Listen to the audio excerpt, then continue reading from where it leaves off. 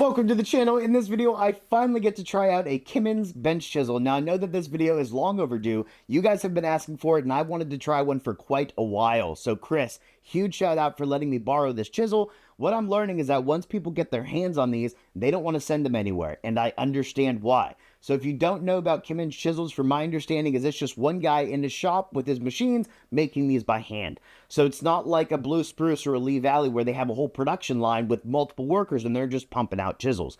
So that is not only reflected in the price, this is the average price of about one bench chisel, but it's also reflected in the availability. These are tough to get.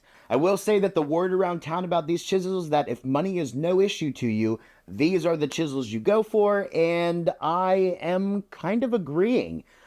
Before we dive into what I like and what I didn't like about it, let's go over some of the stats.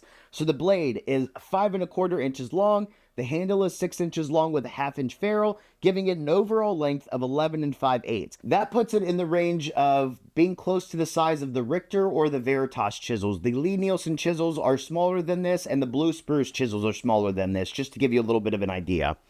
The width of the handle at its widest part is about 1 3/16. At its narrowest, it's about 3/4.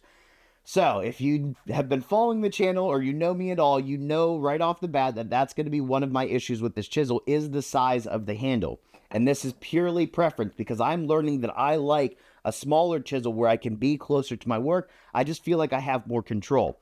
But on that note, I will say that this handle is comfortable. It checks all of the boxes that I was finding with the Blue Spruce chisels. If you don't know about these ones, I had tested, I don't even know how many chisels, and I ended up with Blue Spruce being my users of choice because it checked all the boxes for me. It's got a reference point for my thumb. It's got a reference point for my finger. It's comfortable to hold on to.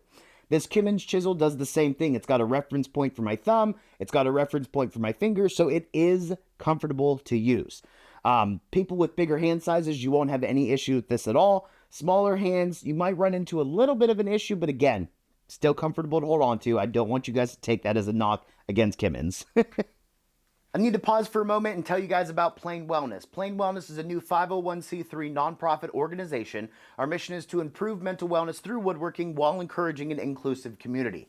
So we offer woodworking courses, and these woodworking courses are free to individuals with a mental health diagnosis or physical disability, including disabled veterans. So go to www.plainwellness.org to see what we're all about. Thank you. You guys might have also noticed that this chisel has a metal butt, which is amazing. Some of the vintage Stanley and Craftsman and Miller's Falls and other those types of chisels had metal butts on them, but when you look at modern makers now, they don't. This one does, and that is awesome for when you need to hit this with a mallet or a hammer and really drive it through the wood. I will say be careful with what mallet you choose, because if you're using a wooden mallet, it will ding it up.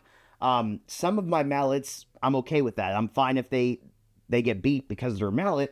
Other ones are like fancier mallets, and I don't want to ding them up with that. So that's just something to keep in mind. However, I liked it a lot when I really needed to beat on this chisel and drive it through the hard maple. The video I'm showing you is of a plane that I'm making. So I'm taking a gauge auto set transitional plane. The body was busted, so I'm putting it onto a bigger body, and I used this chisel in that construction, and it was amazing. It stayed sharp for a long time. It was able to drive through the wood. It didn't really bind or anything like that because the sides of this chisel go to a very nice point. And that's something a lot of people don't think about. Usually, the more expensive the chisel, the more narrower of a point it goes to on the sides. The cheaper the chisel, the wider that point is on the side. And what I've learned is that just increases resistance, can cause some binding, twisting, and it doesn't let you get into like corners of dovetails and stuff like that as easily. These Kimmons chisels go to a very, very nice point. I would say that they are about the same as the Blue Spruce chisel, but not as pointy as the Veritas chisel, which I'm okay with. If you don't know about the Veritas bench chisels, their sides go to an exact point. So what you have to do is you have to ease that off, or it will put cuts into your fingers.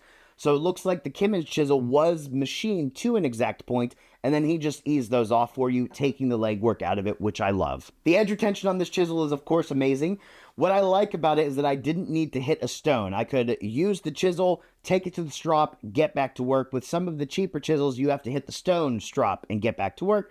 This one, that wasn't an issue.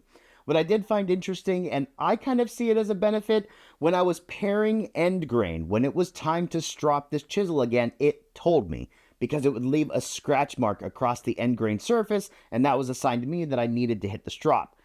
I see that as a benefit because I don't strop nearly as much as I should, so I just thought that that was kind of neat.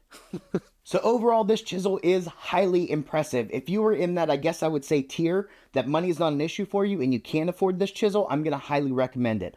On that note, if you follow the channel, normally I do comparison videos. For this Kimmons chisel, I did not want to make it a comparison because if we do factor in price into this, I'm going with the blue spruce. But I didn't want to do that because I didn't want to take away from the quality of this chisel, and the price of something is subjective depending on somebody's financial situation. For me, they're just too expensive, but for some people, it's not. But this chisel does check all of the boxes. It's got a metal butt, so you can really wail on it and power through material. The edge holds up to that as well.